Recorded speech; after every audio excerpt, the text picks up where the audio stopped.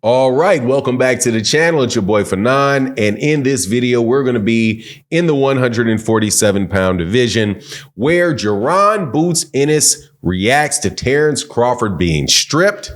His father reacts to Terence Crawford being stripped of the IBF title and his son Jaron becoming the champion of the world.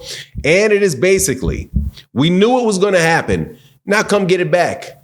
Let's talk about that in this video.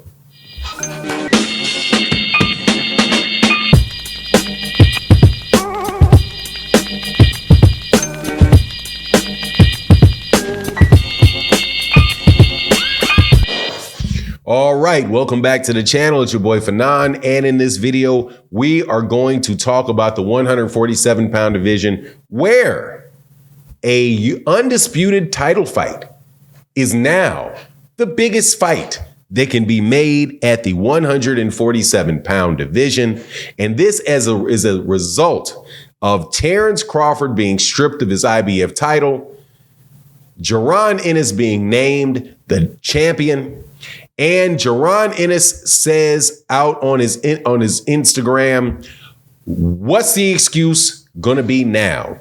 And if Terence Crawford continues to fight, if he does not get championship fights at 147, at 154, and he is able to beat Errol Spence in his rematch, the answer to that question about a fight between the two of them is there is no excuse.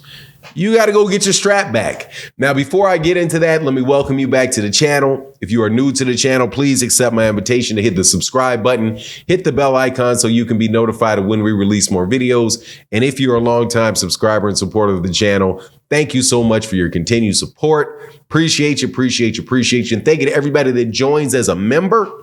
Appreciate you guys. It really does help, along with the super thanks to keep the channel going. Need the sponsorship on the channel. Can't do it without you. So to everybody that does, thank you very much. Because you know there's a whole lot of power that be in boxing that don't like me. And this particular video is probably going to get a couple more of y'all not to like this, but it is what it is, dude. Terence Crawford getting stripped of that title strategically works for the 147-pound division. It works for Terence Crawford. It works for Jaron Ennis. It works for everybody involved. Hence, it's a good thing. And I'll explain why. Jaron Ennis reacts and says, what are the excuses going to be now for not fighting him? Jaron Ennis, if you don't know, is one of the best fighters in all of boxing. Without a doubt, in my mind, one of the best fighters in boxing, one of the most talented fighters in boxing, one of the most skilled fighters in boxing, who had been ducked like no tomorrow over the last year or so, were contenders, didn't want any part of him, where champions, like the undisputed champion Terence Crawford specifically, and Errol Spence Jr. were originally too busy to fight him, looking at each other. And when Terence Crawford beat Errol Spence, many fans, Terence Crawford are saying, look, they're looking somewhere else because they're looking for legacy fights. They're looking for big money fights for the remainder of his career, right? So no Jaron Ennis fight. Cody Crowley, my understanding is, didn't want smoke with Jaron Ennis. You got Sean Porter, before he retired, was very blunt about not wanting to fight the guy. So there you go, right? Now, though, what do you get? And again, my hat goes off to the IBF. IBF is most definitely the best sanctioning body that there is as far as them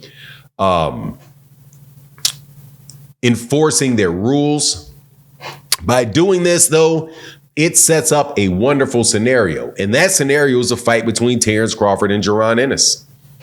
Because now that is an important fight.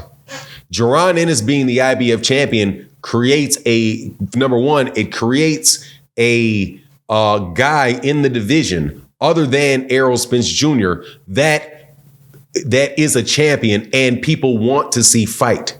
There's going to be a lot of people that are going to be calling Jaron Ennis an email champion, a fake champion. all of this, that, and the other thing, right? They're going to be doing that to Jaron Ennis because that's how boxing works. Whole lot of people are calling him that already.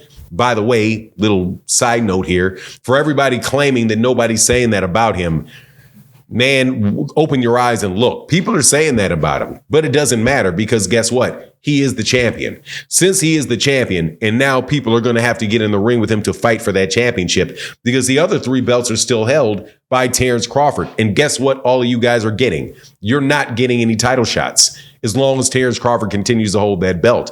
The WBC has not stripped him. The WBA has not stripped him. And the WBO has not stripped him. So there are no other championship shots unless you go to Jaron Ennis. And guess what? Terence probably not going to fight anybody in that division for a year. He's going to get the fight with Errol Spence Jr. whenever that happens. Then he's going to be able, then within the year from whatever the date that he fights, he may fight a year after that. That's a year and a half. That's 16. That may be 18 months. That may be 20 months of no shots at titles. So somebody's going to have to fight Jaron Ennis. And if you're mandated or offered a championship fight and you don't take it, man, wow. Okay. So, but anyway, as far as the Terence Crawford fight, there's nobody at 154 now that is as big a fight as he has at 147. Tim Tszyu got his belt the exact same way that Jaron Ennis got it. So don't say, well, there's Tim Tszyu. No, Tim Tszyu's not any more of a champion than Jaron Ennis is. And Tim Tszyu, I still maintain, is not nearly the big name that everybody wants to conveniently call him. He's not in the United States. He doesn't have the buzz around him. He doesn't have the spectacular performances. And people, more importantly, people are not calling for him to fight Terence Crawford. So what we have is a scenario where Terence's biggest fight at 147, where he is the champion, is Jaron Ennis. There's nobody else at 147 that Terence Crawford can fight without hearing this. You're ducking Jaron Ennis. You're ducking Jaron Ennis. And there's going to be some validity to those arguments. If somebody takes your belt from you, you stay at the weight class and you still refuse to fight them. That is going to draw a lot of attention to the sport. That's going to draw a lot of attention to the issue. And it is going to grow the fight itself to the point where it very well may become what Terence Crawford says that he wants it to be. Right? A big fight that everybody's interested in. Again, if you get past Errol Spence Jr. and contingent upon you not dropping those belts. But if he drops the rest of those belts, it'll take a little bit longer. But he's still going to have a Jaron Ennis problem because Jaron is going to more than likely most of those fights are going to go to PBC fighters. So you're going to wind up being, and since Jaron Ennis I know is not signed to Al Heyman, that doesn't mean that he does not fight primarily on PBC networks, because he does. He fights on TGB, Tom Brown Promotions. He has a good relationship with Steven Espinoza. Showtime shut down, but PBC is going to be going somewhere else, and they can very well say, hey, man, we'll still work with your promoter. You don't have to sign to Al Heyman. You don't as a manager or advisor, but we can still put you on all the cards and even headline cards that are being promoted and put on Premier Boxing Champions. But at the end of the day, man, I'm excited about it. It breathes the life into the welterweight division that we desperately need right now in that division. Anyway, that's my take on the matter. Please let me know what you think in the comment section. And with that, I'm out. Peace.